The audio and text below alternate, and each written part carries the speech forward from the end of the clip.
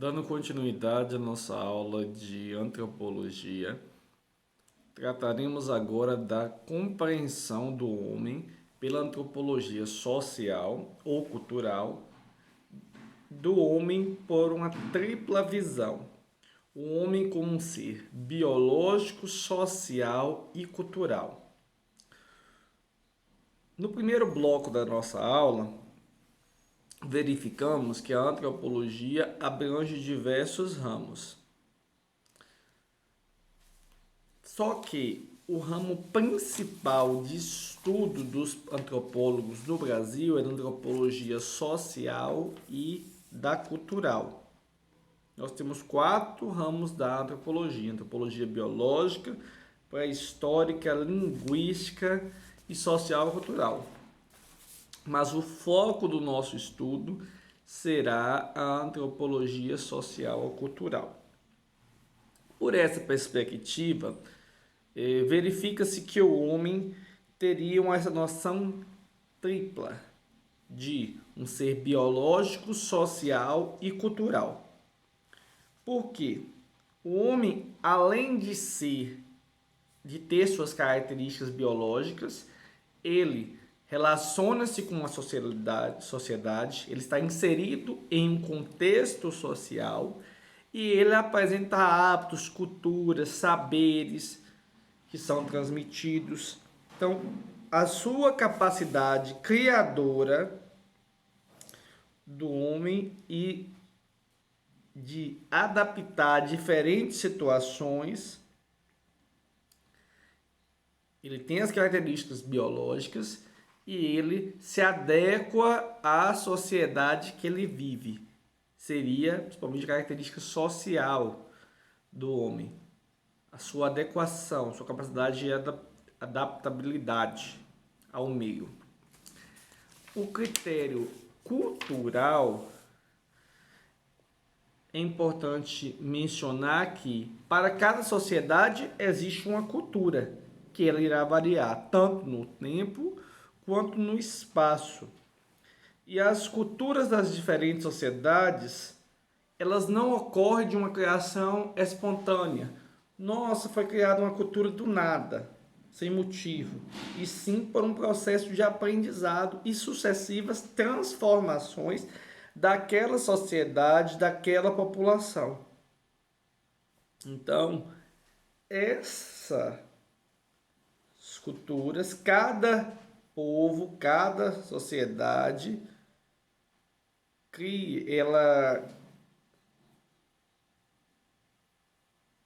cria a cultura de uma forma que, através do aprendizado obtido ao longo dos tempos, do processo de transformações que passa a sociedade, ela cria, modifica a sua cultura.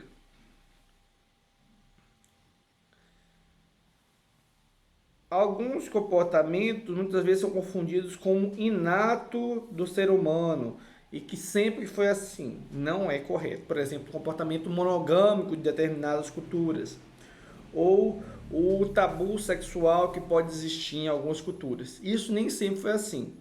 Isso também segue essa dinâmica do processo de diversificação das culturas, de transformação das culturas.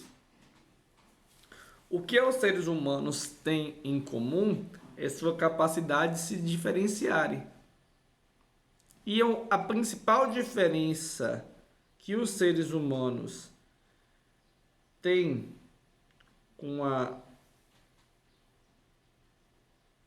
principal característica dos seres humanos apresentam é a sua capacidade de adaptar-se ao ambiente e de variação cultural.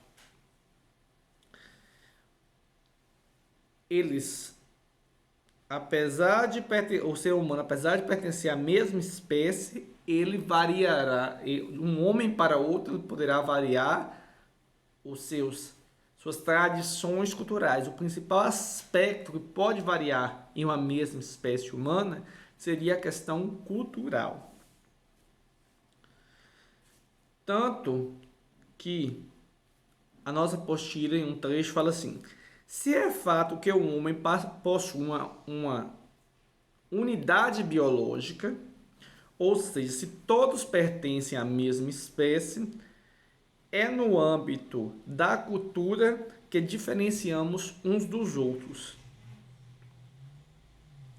Então, essa variação cultural, essa capacidade do homem de adaptar-se com o meio, de interagir com o meio, as condições biológicas podem até ser as mesmas, nós pertencemos a uma mesma espécie, mas a capacidade de variação, de aptidão, de apresentarmos diversas culturas é um diferencial da espécie humana, em que temos uma grande diversidade cultural. Então, qual a importância do contato com o outro? O contato com o outro, ele permite que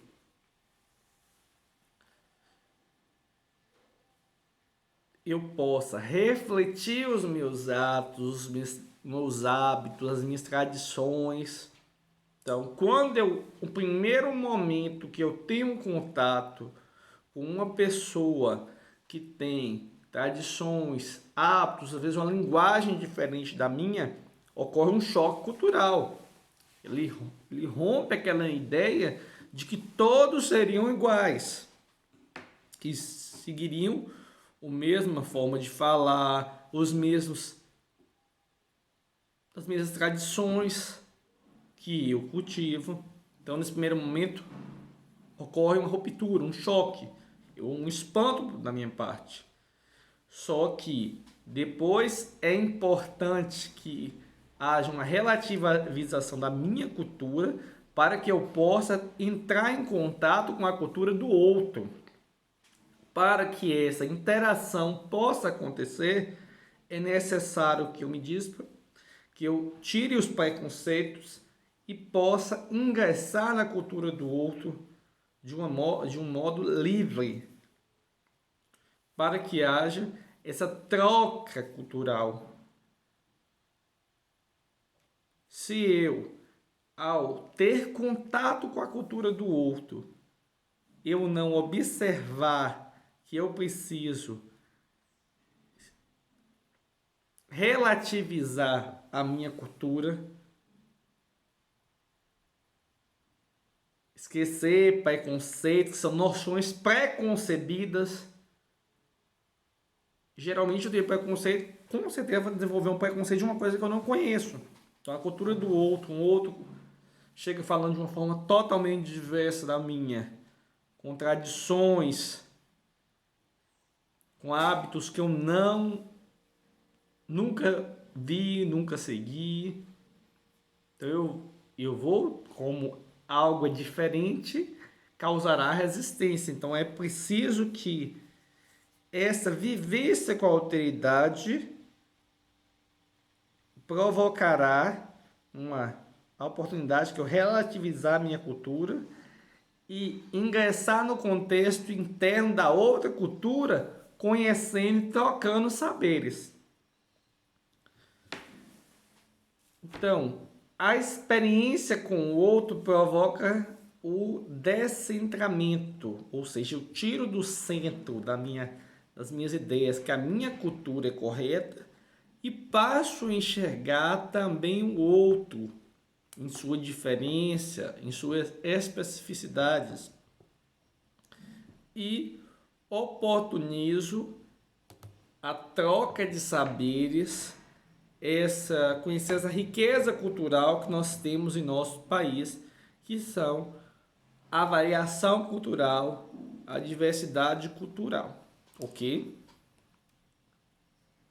Neste momento, nós iremos adentrar um pouquinho da história da antropologia, pelos estudos das primeiras manifestações da antropologia, ou seja, a gênese da antropologia. Em que momento nós refletimos a primeira vez pelo a observação do homem por outros homens, com as grandes navegações em busca do continente, por exemplo, Cristóvão Colombo, entre outros navegadores que descobriram Colombo, a América, Henrique descobriu a costa ocidental da África. Diversos navegadores europeus, eles partiram navegações marítimas em busca de descobrir novos locais. Nesses locais, eles ao chegarem nesses locais, dou um exemplo na América, eles visualizaram, eles observaram populações nativas tidas como selvagens, populações que apresentavam características diferentes daquelas que eles acreditavam ser que deveriam ser cultivadas pelo homem médio e que causaram estranheza a esses navegadores. Então, o primeiro momento que nós vimos é a chamada pré-história da antropologia, seriam com as grandes navegações. Que os povos europeus tinham contato com a multiplicidade de povos e paisagens existentes, proliferando, gerando uma grande especulação acerca desses povos. Se esses povos tinham alma, se esses povos não tinham, o que viria depois, que viria a ser quais características o homem deveria ter. O que viria depois a essas reflexões, essas ideias sustentarem discursos como os africanos estão mais tendenciosos à escravidão porque eles não têm alma. Então, todos os discursos desse contato, ou precisamos levar a religião, a religiosidade a esses nativos, que eles precisam ser orientados. Então, todo esse contato com os europeus causou uma ruptura no contato ali existente.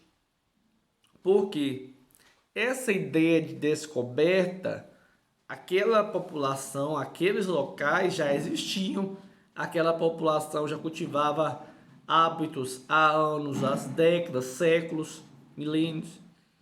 Então, diferentes populações passaram por aquele local. Então, aqueles hábitos eram transmitidos de geração a geração.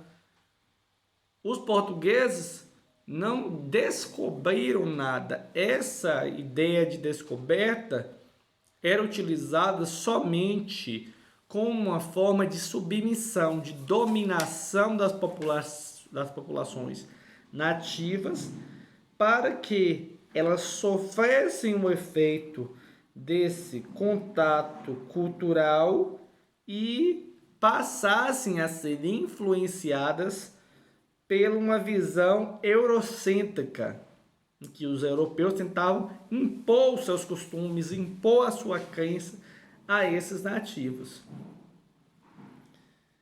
Então, estabeleciam uma relação de poder a estas populações nativas. Como variavam os sentimentos que esses navegadores tiveram ao ter contato com essas populações nativas? Eles variavam, elas oscilavam entre admiração e estranheza.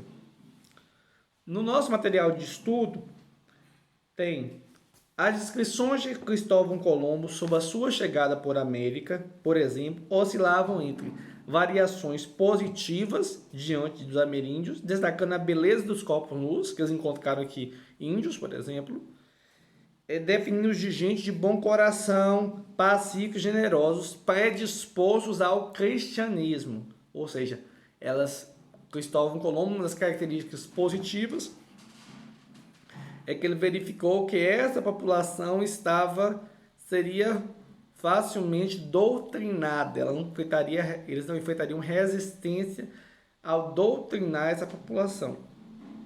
E valorações negativas, definindo-os como covardes, selvagens, ladrões e medrosos. Então, esses relatos dos navegadores foram as primeiras reflexões, os primeiros textos que viriam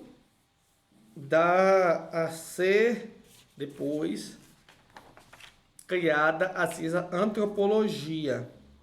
Então, o primeiro momento que o homem era estudado por outro homem. Então, é chamada pré-história da antropologia. Essa diversidade que foi encontrada pelos navegadores demandava explicação. Tanto intensos debates foram realizados no período. Além disso, sobre se esses seres tão exóticos atendiam ao que os europeus entendiam ser um papel, o comportamento de um homem, se eles tinham alma, se eles não tinham, que o europeu, os navegadores europeus, com sua visão eurocêntrica, chegaram não de uma forma cortês, de uma forma que respeitasse a cultura da população nativa, dos selvagens, como eles descreviam, e sim impondo e subjugando, submetendo esses nativos aos seus hábitos, considerando até que eles não tivessem almas, impondo essa ideia de descoberta, como se aqueles locais não existissem há muito tempo, aquela população não vivia sem esse contato com os europeus. Então, esses relatos dos navegadores estavam ligados à dificuldade de descrever aquela experiência estarrecedora de contato com o outro, com a alteridade, com alguém que era totalmente diferente da visão eurocêntrica. Eles jamais imaginavam encontrar uma população com aqueles hábitos nesse local desconhecido. As grandes navegações representaram a bravura desses navegadores que partiram ao mar correndo todos os riscos, visando descobrir novos territórios. Mas também teve seu caráter negativo, que foi essa questão da imposição cultural à população nativa. Esses relatos permitiam a reflexão acerca desses povos. E eles apresentavam divergências, cada navegador apresentando o seu ponto de vista acerca desse contato com essa população. E nesse contexto colonial, não havia um critério de organização dessas populações, da cultura, um critério para investigar a cultura. Os europeus, os navegadores europeus, eles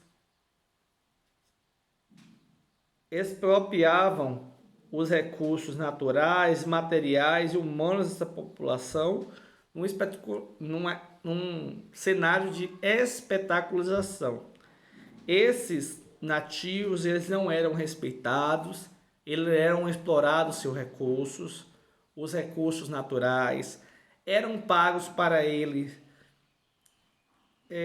intérpretes para ele, coisas exóticas, utilizava até a mão de obra deles, como essa parte como escambo, que os índios, os nativos ajudavam esses navegadores na extração de bens, de recursos naturais, utilizando, trocando essa força humana utilizada em pentes, entre outros objetos, espelhos que eram exóticos para aquela população, que aquela população nunca tinha visto. Então, foi um momento que somente de expropriação, de exploração dos recursos que eles encontraram naqueles territórios. E a Revolução Industrial? A Revolução Industrial, ela provocou uma alteração mais tarde nas relações do trabalho e capital e a consolidação da sociedade capitalista, transformando tanto os costumes e transformando os costumes, gerando uma crise social. Então, qual foi o efeito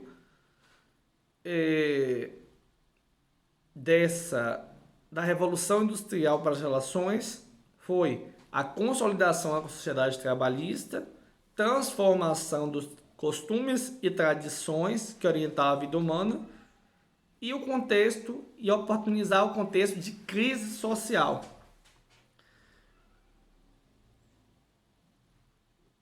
As classes operárias europeias observavam o outro sobre a ideia de incapacidade, de animalidade dos povos distantes, dos povos nativos, com um divertimento, como se eles estivessem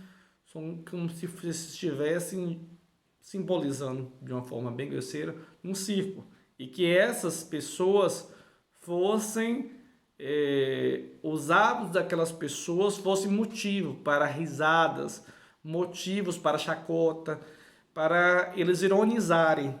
Então, eles não observavam essas populações com respeito.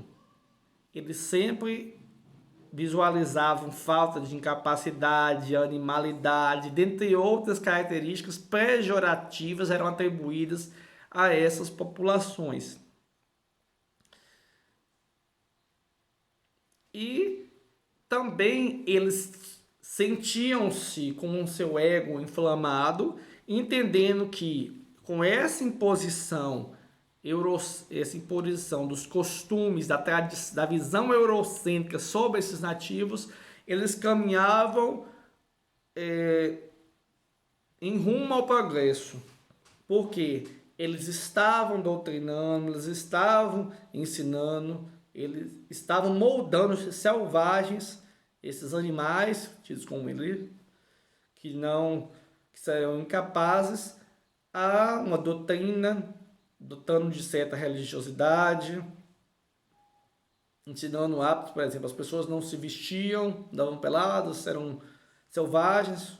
Então, se eles estavam modificando aquela cultura daquele território, era correto. Então, eles estavam contribuindo para o progresso da humanidade. A visão equivocada que eles tinham era essa. Então, eles se sentiam orgulhosos porque as elites acreditavam que caminhavam no sentido do progresso. Então, explicar a existência dos homens no período da pré-história da antropologia, ela ficou organizada de duas formas, pelo um determinismo. Essa explicação ficou organizada por um determinismo biológico e pelo determinismo geográfico. Trataremos primeiro do determinismo geográfico. Pelo determinismo geográfico, o ambiente físico geográfico seria capaz de moldar a cultura dos diferentes povos. Então, os povos,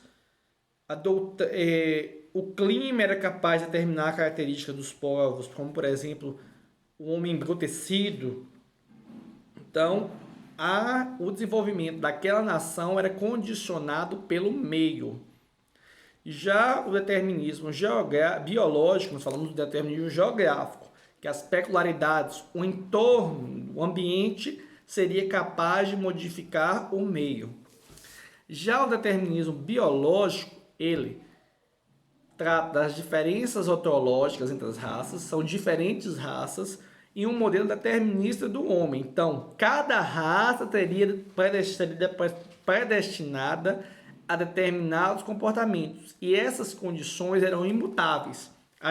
Nada a pessoa nasceu daquela forma, não terá possibilidade de mudança pelo determinismo biológico. Então, a raça é entendida como um fenômeno social em si mesmo. Esse discurso de determinismo biológico iria embasar, anos depois, a escravidão, dentre outros. Porque esse discurso biológico, ele entendia que determinadas raças estavam predispostas a determinados comportamentos. Esse discurso também ele corrobora para um estudo determinista do homem, como nós vimos muitas vezes quando estudo da criminologia, que Cesare Lombroso determinava as características do criminoso. Então, o homem que tivesse aquelas determinadas características, careca, um determinado tamanho de nariz, estaria tendente à criminalidade. Então, Lombroso entendia que a criminalidade era um fenômeno físico hereditário. Então, Lombroso, ele bebia, ele determinava pelo determinismo, a sua tese era pelo determinismo biológico. As características físicas do indivíduo, elas iriam determinar o seu comportamento. E esse comportamento não mudaria, não modificaria com o decurso do tempo, nem o ambiente, nada modificaria esse comportamento. E temos também que o homem primitivo, ele foi por muito tempo o objeto de estudo da antropologia, como no início dessa aula falamos, que a antropologia era alguns conceitos que encontramos em livros de antropologia, é definida como estudo dos povos primitivos. Mas não seria apenas esses povos primitivos. É estudo do homem, das diferentes culturas, dentre outros. Não é equivocada essa ideia, mas hoje o objeto de estudo da antropologia é um objeto muito amplo.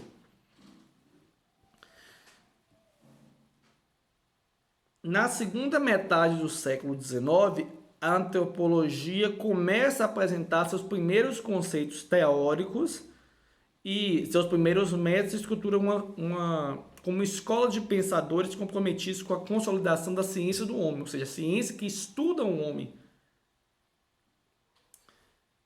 Eu agradeço a participação de vocês nesta primeira aula. Eu estou à disposição para quaisquer dúvidas que surgirem ao longo do estudo material, a realização das atividades. O meu e-mail é rubensvieira.adv@gmail.com. Vocês podem enviar um e-mail perguntando. Podem enviar uma mensagem no meu WhatsApp. Talvez eu não responda no momento, mas assim que for possível eu responderei. E as nossas videoaulas serão realizadas uma vez por mês. Eu espero que tenha sido proveitoso para vocês esse momento de aprendizado e aguardo vocês na próxima videoaula. Até logo!